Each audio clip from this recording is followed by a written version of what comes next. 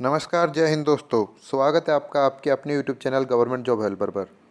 आज हम motor vehicle act करने वाले हैं। मोटर व्हीकल एक्ट 1988, इसका जो नाम है वो motor vehicle act, MV act short में लिखते हैं। ये जो आई थी वो ईयर थी 1988। मोटर व्हीकल एक्ट 1988 के यूपीएसआई 2017 और 2021 में जितने भी पीवाईक्यू आए हैं उन सभी को कर लिए हैं। उम्मीद है आप मोटर व्हीकल एक्ट पढ़ के आए होंगे, यहाँ पे अपनी प्रैक्टिस करेंगे और आपको समझना हो तो अच्छे से रोक रोक के समझ सकते हैं। हम इस वीडियो को बड़ी छोटी बनाने के उद्देश्य से जल्दी जल्दी करेंगे, फिर भी बहुत समझा के करेंगे, ठीक है। इस एक्ट का नाम है मोटर व्हीकल एक्ट। सबसे पहले जानेंगे इसके बारे में। Motor vehicle act 1988, motor vehicle act 1988 इसका नाम है और इसमें संशोधन हुए हैं 2019 में। मोटर व्हीकल एक्ट में 2019 में आपने बहुत चर्चित सुने होंगे अभी कि सारी जुर्माने बढ़ा दिए गए हैं, सब कुछ बढ़ा है, तो संशोधन हुए हैं इसमें 2019 में। हम यूपीएसआई 2021 में, यानी ये जो प्रश्न आपको मैं करा रहा हूँ ये 21 नवंबर 2021 की थर्ड शिफ्ट में आया हुआ प्रश्न है। ऐसे ही मैं सारी इस शिफ्टों के जो भी प्रश्न आए उन्हें लेके आया हूँ, उनकी जल्दी जल्दी हम प्रैक्टिस करेंगे, ठीक है, बहुत छोटी वीडियो में। पहला प्रश्न जानते हैं। मोटर वाहन संशोधन अधिनियम 2019 के तहत नए यातायात नियमों के अनुसार स्पीडिंग रेसिंग के लिए जुर्माना राशि क्या है?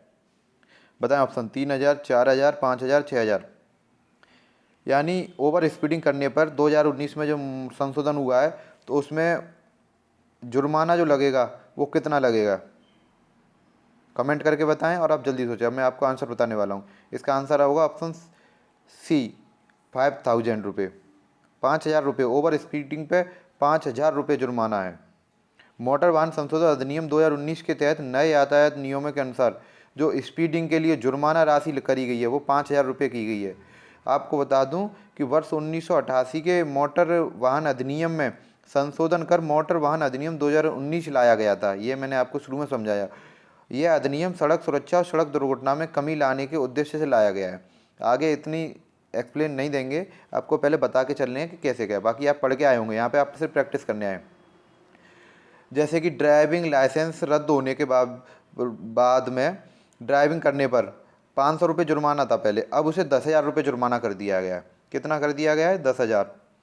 ड्राइविंग लाइसेंस आपका रद्द कर दिया, फिर भी आप ड्राइविंग कर रहे हैं तो 10,000 रुपये जुर्माना, जो पहले 500 था। बिना इंश्योरेंस के गाड़ी चलाने पर पहले 1,000 था, अब उसे कर दिया गया है 2,000। और ओवर स्पीडिंग पे 5,000। ठीक है, चलो आगे बढ़ते हैं।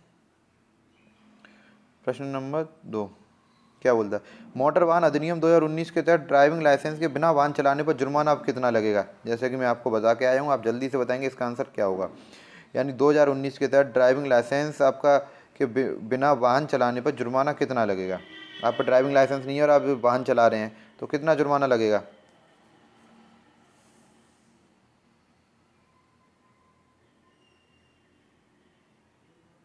5,000 रुपये। इसका राइट आंसर होगा सी।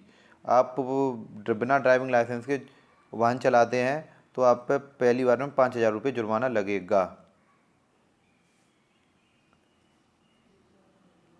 ठीक है, चलो आगे बढ़ते हैं। आगे हमारा अगला प्रश्न देखेंगे। सड़क की दृश्य रूपरेखा के लिए चिन्हित संकेतक को क्या कहा जाता है? सड़क की दृश्य रूपरेखा के लिए जो चिन्हित संकेत हैं उन्हें क्या कहा जाता है? रोडवे मेकिंग, रोडवे लाइन या रोडवे डेलिनिएटर या रोडवे इंडिकेटर।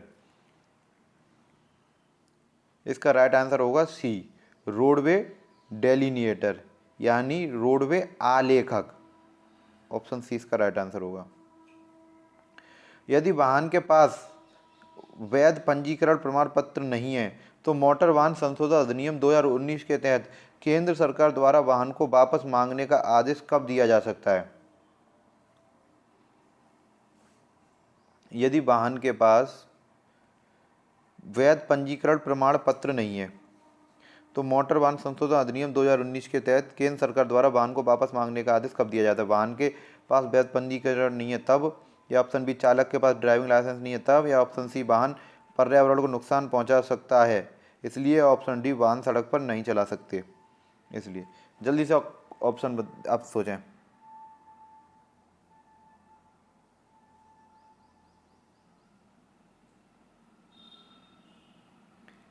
इसका राइट ऑप्शन होगा ऑप्शन सी, वाहन पर्यावरण को नुकसान पहुंचाता है तब उसे वापस बुला लिया जाएगा।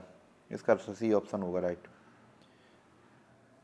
मोटर वाहन संशोधन अधिनियम 2019 के मूल अधिनियम के अधिकांश दंड प्रावधानों को संशोधित किया जा किस वर्ष अधिनियमित हुआ था ये वर्ष? जो भी अभी मैंने आपको शुरू में ही बता दिया था और यही आपको बताना है कि मोटर वाहन में जो संशोधन हुए हैं 2019 में, यह इसके अधिकांश भाग को हमने संशोधन किया है। तो ये कब पारित हुआ था? तो आपको बताना है ऑप्शन ए 1991, 1989 में, 1992 और 1990। तो इसका राइट ऑप्शन होगा ऑप्शन बी 1989 में। ये यूपीएसआई 2021 में आया हुआ है। हालांकि ये जो इसकी ईयर है वास्तविक 1988 है, परंतु आपको ये दिमाग लगाना होगा कि 91 दूर है, 92 दूर है, 90 दूर है, और यहाँ पर 88 में ये पारित हुआ था, ये हमें पता हुआ है। इसके आसपास का ऑप्शन कौन सा? 89। तो 89 में ये लागू हुआ था, इसलिए उन्होंने ऑप्शन दे दिया है, मगर अधिनियमित हुआ था इसलिए वो 1988 में हुआ था।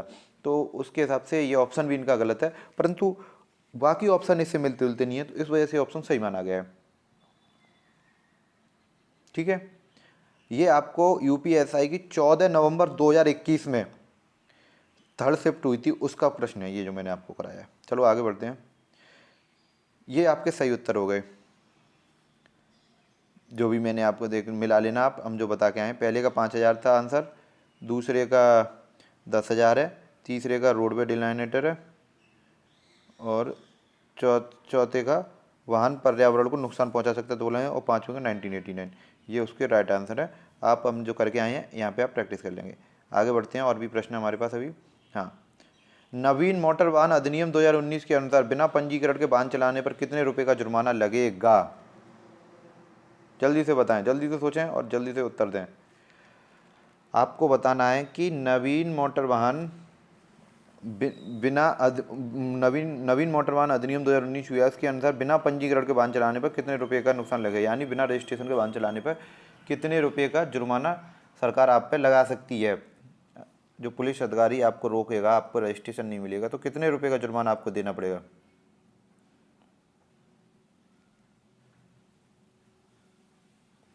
इसमें एक मैं आपको बता दूं कि इसका तो राइट आंसर हो जाएगा कि बिना रजिस्ट्रेशन के चलाने पे 5,000 रुपये का जुर्माना पहली बार में, दूसरी बार में 10,000 रुपये का जुर्माना लगेगा।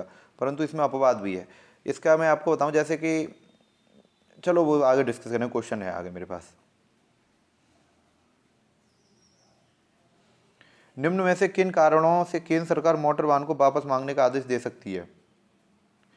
वाहन पर्यावरण के लिए हानिकारक हो सकता है तब, या वाहन सड़क पर चलाने योग्य नहीं हो तब, या वाहन में कोई संरचनात्मक दोष हो तब, या ऑप्शन ए बी सी तीनों, उपयुक्त सभी। यानी ऐसे कौन से कारण हैं जिनसे केंद्र सरकार आपके मोटर वाहन को वापस बुला सकती है, उसे सीज करके बंद करा सकती है, आप नहीं चलाएंगे, ऐसा कर सकती है। तो किन कारणों से कर सकती है? तो इसका ऑप्शन होंगे तीनों ही राइट।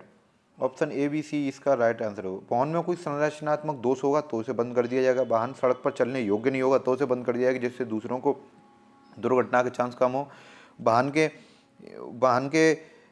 पर्यावरण के लिए हानिकारक हो सकता है तो उसे बंद कर दिया जाएगा, जिससे कि हमारे पर्यावरण को नुकसान ना हो। जैसे भी आपको पता होगा, वाहन की जो अवधि होती है वो 15 वर्ष की होती है, LMV की। खतरनाक या खतरनाक प्रकृति के सामान का परिवहन करने पर कितने रुपए जुर्माना लगा सकता है?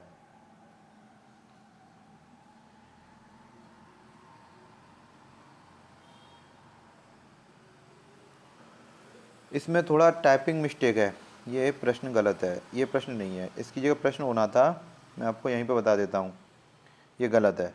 ऐसा कोई प्रश्न नहीं है, मुझे पता है, ये थोड़ा टाइपिंग में मिस्टेक हो गया है। आप इसे ना सुने, मैं जो बोल रहा हूँ उसे सुने। इसमें प्रश्न है कि मोटर वाहन संशोधन अधिनियम 2019 हुआ था, उसके तहत नए यातायात नियमों के अनुसार माल वाहन के अधिक लादन पर, ओवरलोडिंग पर जुर्माना कितना लगाया जाता है? यानी आपकी माल वाहन है, आप उसे ले जाते हैं, तो उसमें एक सीमित लिमिट होती है कि इससे ऊपर आप इसमें माल नहीं ले जाएंगे। यदि आप उससे ऊपर माल ले जाते हैं तो उस पर आप पे जुर्माना लगाया जाएगा। जुर्माना लगाया जाएगा कि यदि 1 कुंटल ज़्यादा है, 2 कुंटल ज़्यादा है, उसके हिसाब से, और ओवरऑल इतना लगेगा ही लगेगा, ये उसके नियम है। तो जैसे कि हमने जाना कि ओवरलोडिंग पे ऑप्शन मैं आपको देता हूँ, आप बताएंगे कि ऑप्शन ये बोलता है 20,000 रुपये, या 2,000 रुपये प्रति टन एक्स्ट्रा, या फिर 20,000 रुपये। तो ये तीनों, या फिर ए बी सी तीनों ऑप्शन होंगे, आप बताएं। इसके जो राइट आंसर होगा वो ये है। इसका जो मैं आपको समझाता हूँ कि जो 20,000 रुपये तो इस पर लगेगा ही लगेगा जुर्माना। मतलब माल कितना भी एक्स्ट्रा हो, यदि वाहन की क्षमता से ज़्यादा है तो 20,000 रुपये जुर्माना है। परंतु इसमें ऐड ऑन और होगा प्लस, और क्या लगेगा जुर्माने में कि जितना प्रति टन एक्स्ट्रा है उसका 2,000 रुपये प्रति टन एक्स्ट्रा लगेगा। 2,000 रुपये प्रति टन एक्स्ट्रा लगेगा। 2,000 रुपये प्रति टन एक्स्ट्रा लगेगा जितना माल एक्स्ट्रा है। जैसे 20,000 लग गया, उसके बाद आपने जैसे 2 कुंटल एक्स्ट्रा ले जा रहे हो, 2 टन एक्स्ट्रा ले जा रहे हो, तो 4,000 रुपये और एक्स्ट्रा देने पड़ेंगे, वो प्रति टन के हिसाब से लगेगा। ये है यहाँ पे राइट। ठीक है, आगे बढ़ते हैं। अवैध पदार्थों के परिवहन में किसे दंडित किया जाता है? यानी अवैध पदार्थ हैं, उनका परिवहन किया जा रहा है तो किसे दंड मिलेगा? वाहन स्वामी को, चालक को, या दोनों को, या किसी को नहीं? क्या राइट आंसर होगा आपके हिसाब से? इसका होगा कि जो अवैध पदार्थ है उसका परिवहन किया जा रहा है तो उसके लिए दंडित दोनों होंगे। वाहन स्वामी को भी दंड मिलेगा, चालक को भी दंड मिलेगा। यदि एक ही है वो वाहन स्वामी और चालक तो उसी व्यक्ति को मिलेगा। यदि दोनों हैं तो चालक को तो वहीं पकड़ा जाएगा, वहीं पे मिलेगा, या नहीं पकड़ा जाता जैसे भी, परंतु वाहन स्वामी को तो जरूर मिलेगा। नवीन मोटर वाहन अधिनियम 2019 में मोटर वाहन अधिनियम की किस धारा में संशोधन किया गया जिसमें वह रजिस्ट्रेशन रद्द करने का प्रावधान है? यानी कि आपको यह बताना है कि किस धारा के तहत रजिस्ट्रेशन को रद्द किया जा सकता है।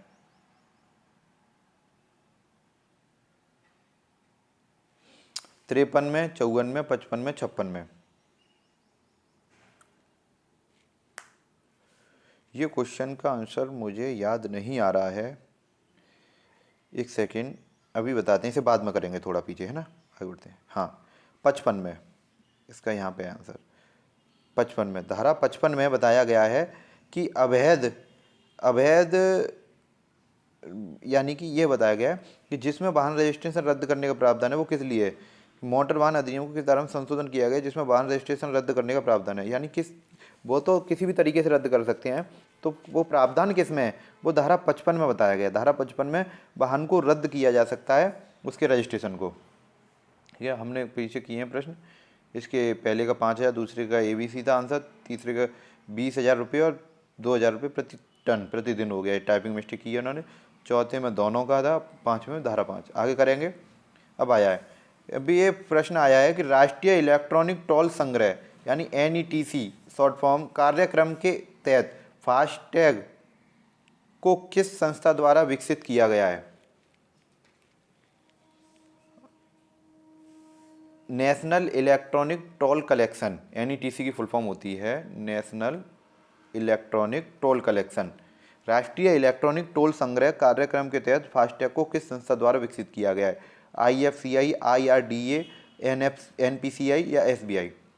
NPCI भारतीय राष्ट्रीय भुगतान निगम, भारतीय स्टेट बैंक, बीमा नियामक और विकास प्राधिकरण, या भारतीय औद्योगिक वित्त निगम?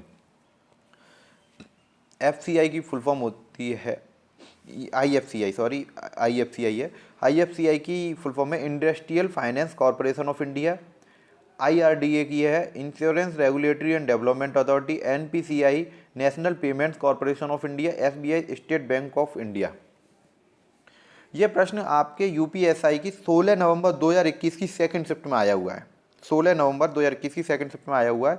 तो इसका राइट आंसर होगा ऑप्शन सी, भारतीय राष्ट्रीय विगत भुगतान निगम NPCI, national payment corporation of India. ठीक है, यानी NPCI ने फास्टैग को विकसित किया है। आगे देखेंगे।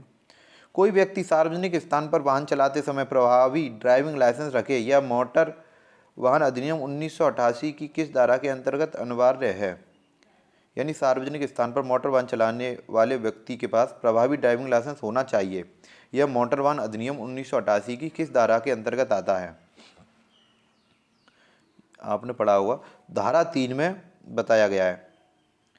धारा 3 में बताया गया है कि मोटर वाहन अधिनियम 1988 की धारा 3 के तहत बताया गया है कि सार्वजनिक स्थान पर मोटर वाहन चलाने वाले व्यक्ति के पास प्रभावी ड्राइविंग लाइसेंस होना चाहिए। 2019 में इसमें संशोधन हुआ, 2088 में संशोधन भी किया गया, जिसमें डिजी लॉकर में भी लाइसेंस को रखने का भी प्रावधान जोड़ा गया है 2019 में। ठीक है, आप अच्छी तरह समझ गए होंगे। आगे बढ़ते हैं।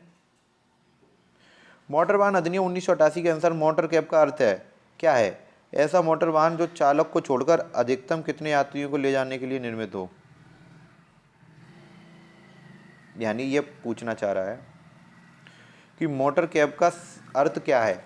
भाड़े या पारिश्रमिक रिकॉर्ड के लिए चालक को छोड़ करके कितने निर्मित अनुकूलित किए जा सकते हैं, उसमें व्यक्ति कितने व्यक्ति बैठ सकते हैं। यानी कि ड्राइवर को छोड़ के उसमें कितने व्यक्ति बैठ सकते हो? 7 से अधिक यात्री, 6 से अधिक यात्री, 6 यात्री या 5 यात्रियों से अधिक यात्री।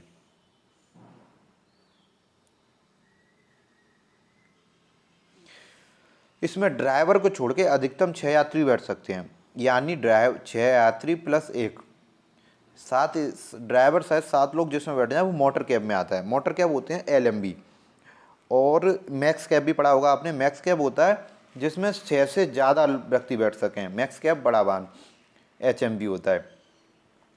तो 6 तो वो सवारी होगी उसमें, और प्लस 1 उसमें ड्राइवर होगा। ड्राइवर को छोड़ के 6 यात्री उसमें बैठ सकते हैं। व्यावसायिक वाहन लाइसेंस हेतु आवेदन करने के लिए निम्न में से कौन सा प्रमाण पत्र अनिवार्य है? यानी आप गाड़ी का लाइसेंस बनवाना चाहते हैं तो आपको क्या होना बहुत जरूरी है? वाहन फिटनेस प्रमाण पत्र, वाहन पंजीकरण प्रमाण पत्र, बीमा प्रमाण पत्र या चिकित्सा प्रमाण पत्र। इसका राइट आंसर होगा ऑप्शन डी, चिकित्सा प्रमाण पत्र। मेडिकल सर्टिफिकेट होना बहुत जरूरी है, जिसके तहत आपको लाइसेंस मिलेगा। अधिकृत अधिकारी किसी व्यक्ति को वाहन चलाने का आदेश तभी दे सकता है यदि वह व्यक्ति, जलाने नहीं, यहाँ चलाने होगा, टाइपिंग मिस्टेक कर देते हैं हमारे भाई साहब। चलाने का आदेश तभी दे सकता है, ये यार क्वेश्चन गलत लग रहा है मुझे, ये ऑप्शन गलत है। वैध परमिट या पंजीकरण धारण नहीं करता, वैध बीमा नहीं, लाइसेंस प्राप्ति नहीं। नहीं, मैं समझ गया। इसका आंसर मैं बताऊं क्या होगा? इसका ये प्रश्न ही गलत है। आप इस प्रश्न को ना देखें, मैं जो बोल रहा हूँ उसे सुने। इसका प्रश्न होगा कि प्राधिकृत अधिकारी किसी व्यक्ति के वाहन को जब्त कर सकता है यदि व्यक्ति, वो मतलब किन स्थितियों में, जैसे बताया गया था 55 में वहाँ पे जब्त करने की धारा बताएगी, तो यहाँ पे ये पूछा जा रहा है कि वो किन स्थितियों में वाहन को जब्त कर सकता है। वैध परमिट या पंजीकरण धारण नहीं करता है, या वैध बीमा नहीं है, या लाइसेंस प्राप्त नहीं है, गंभीर अपराध किया हुआ। इसका राइट ऑप्शन होगा ऑप्शन ए, वैध परमिट या पंजीकरण नहीं है तो उसे जब्त कर लिया जाएगा वाहन को। यानी कि जो कोई भी अधिकारी है वो वाहन को जब्त कर सकता है यदि उसके पास वैध परमिट या पंजीकरण नहीं है। ओके, ऑप्शन ए इसका हो जाएगा राइट आंसर। ये आपके 21 नवंबर 2021 की फर्स्ट शिफ्ट में पूछा गया प्रश्न है, आप देख लेना। देखो जैसे कि हम क्वेश्चन करके आए, पहले का NPCI था, दूसरे का सेक्शन 3 5 यात्रियों से अधिक नहीं, ये गलत है, ये यहाँ पर गलत है। उसमें 6 यात्री ही हैं, ड्राइवर को छोड़ के 6 यात्री बैठा सकता है, मुझे अच्छे से याद है।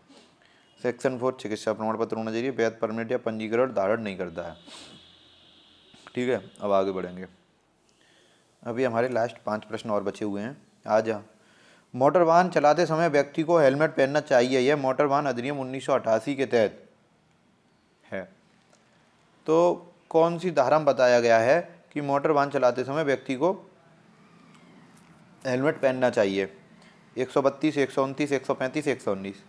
तो आपको बता दूं 129 में बताया गया है कि मोटर वाहन चलाते समय व्यक्ति को हेलमेट पहनना चाहिए। मोटर वाहन अधिनियम 1988 की धारा में धारा 129 के तहत प्रावधान किया गया है कि मोटर वाहन चलाते समय व्यक्ति को हेलमेट पहनना चाहिए। हेलमेट भारतीय मानक ब्यूरो के मानकों के अनुरूप हो, ऐसे ही नहीं जो लोकल मिलते हैं वो नहीं, तो उस पर भी चालान है, वो जो उसकी धारणा बताई गई उसके अनुरूप होना चाहिए। परंतु यदि कोई ऐसा व्यक्ति जो सिख है, किसी सार्वजनिक स्थान पर मोटरसाइकिल चलाते या उस पर सवारी करते समय पगड़ी पहने हुए है, या वो पगड़ी पहने हुए, तो इस धारा के उपबंध उस पर लागू नहीं है। यदि वो भी खाली है तो उस पर लागू है, यदि वो पगड़ी पहने हुए तो नहीं है। बिना हेलमेट पहने गाड़ी चलाने पर 1000 का जुर्माना देय होगा।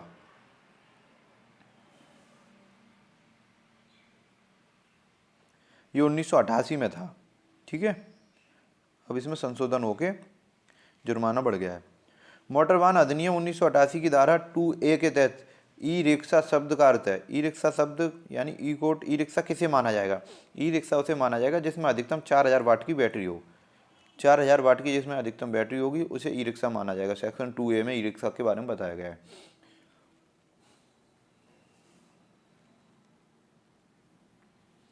मोटर वाहन अधिनियम 1988 के तहत ई कोट ई रिक्शा के लिए प्रावधान किस धारा में? सेक्शन 2A में। अभी हम पढ़ के आए हैं। 2A में बताया गया है कि एक ई रिक्शा हो, ई रिक्शा की परिभाषा बताई गई है, तो उसमें 4000 और उसमें बताया गया 4000 वाट तक की उसमें बैटरी हो। मोटर वाहन संशोधन अधिनियम 2019 के अनुसार दो पहिया वाहन चलाते समय हेलमेट, ये आ गया प्रश्न, हेलमेट ना पहनना, दो पहिया वाहन चलाते हेलमेट नहीं पहनने पर कितने रुपए का जुर्माना है? इसमें ऑप्शन होगा बी 1000 रुपये, जैसे कि मैं अभी आपको समझा के आया हूँ। वो इसमें संशोधन होकर पैसे बढ़े हैं 1000 रुपये, 500 थे, 5000 नहीं, वो मेरे इसमें 500 से 1000 रुपये हुए हैं। पहले 500 थे, अब 1000 रुपये कर दिए गए हैं।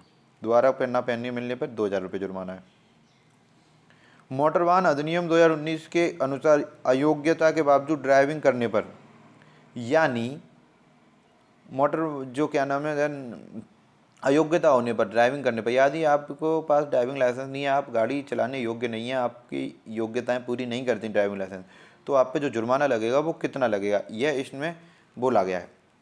आप इसका आंसर बताएं जल्दी से। इसमें बताया गया है कि 10,000 रुपये का जुर्माना लगेगा जो अयोग्य व्यक्ति वाहन चलाएगा तो, क्योंकि यातायात नियमों के अनुसार अयोग्यता पर ड्राइविंग न होने पर 10,000 रुपये का जुर्माना है। यह 1 सितंबर 2019 को मोटर वाहन अधिनियम लागू हो चुका है। यह संशोधन अधिनियम मोटर वाहन अधिनियम 1988 में संशोधन के बाद लाया गया है, आपको यह बता दूं मैं। ठीक है, तो इसका जो राइट आंसर है वो यही है, 10,000 रुपये का जुर्माना। आप हमें बस यहीं तक थे। देखो 129 अधिकतम 4000 वाट, 2A में उसकी धारा है, 10,000 1000 रुपये जुर्माना हेलमेट पे, 10,000 रुपये अयोग्य पे। तो आपके लिए मैं होमवर्क के लिए एक प्रश्न देता हूँ, उसका आप हमें कमेंट में आंसर बताना। आपको बता दूँ इससे आगे अभी लगभग 25 प्रश्न और हैं, 25 से 30 प्रश्न, वो एक और वीडियो में लेके आएंगे। आज हमने 20 प्रश्न किए हैं एक वीडियो में, क्योंकि वीडियो फिर ज़्यादा बड़ा हो जाता, और इसलिए 2 पार्ट में हम इसकी प्रैक्टिस कर लेंगे, छोटी छोटी वीडियो बना के बहुत सारे प्रश्न कर लेंगे और अच्छे से समझा के। आप चैनल को सब्सक्राइब कर लें यदि आप नए आए हैं। यह प्रैक्टिस सभी टॉपिक की होगी, सभी मूल विधि के, संविधान के, हिंदी के, साहित्य के, व्याकरण के, उसमें सभी के, यूपी जीके के भी टॉपिक लाएंगे। पूरी प्रैक्टिस होगी, सभी PYQ लेके आएंगे, मैथ रीजनिंग की भी। तो आप इस चैनल को सब्सक्राइब कर लें, सारे PYQ आपको यहीं मिलेंगे विथ एक्सप्लेनेशन, और बहुत अच्छे धीमे धीमे। और आपको कोई गलती लग रही हो आप हमें कमेंट करके बताएं, हम अगली वीडियो में से सुधार करके आपको बताएंगे। आपके लिए घर के लिए जो प्रश्न है वो ये है, वाहन चलाना कोई अपराध नहीं है, यानी कि जैसे वाहन चलाना अपराध है, परंतु वाहन चलाना कब अपराध नहीं है? जैसे वाहन बिना हॉर्न के वाहन चलाना अपराध नहीं है, या बिना हेडलाइट के वाहन चलाना अपराध नहीं है, या बिना साइलेंसर के वाहन चलाना अपराध नहीं है, या बिना इमोबिलाइजर के वाहन चलाना अपराध नहीं है। ठीक है, आप हमें एक कमेंट करके बताएंगे, और कोई भी आपका सुझाव हो वो भी हमें कमेंट करके बताएं।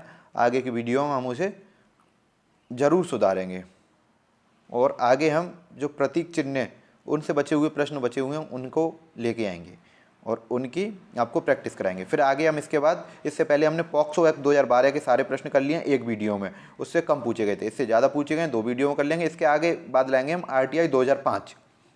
ठीक है, बहुत अच्छी PYQ की प्रैक्टिस होने वाली है। आप चैनल से जुड़ जाइए, सब्सक्राइब कर लीजिए और पढ़ते रहिए। इस बार 2 सितारे कंधों पे लगाने हैं, बहुत अच्छी प्रैक्टिस करेंगे। ठीक है, फिर मिलेंगे एक नई वीडियो के साथ। आपके जो भी सुझाव हो कमेंट में हमें ज़रूर बताएं, हम उससे सुधार करेंगे।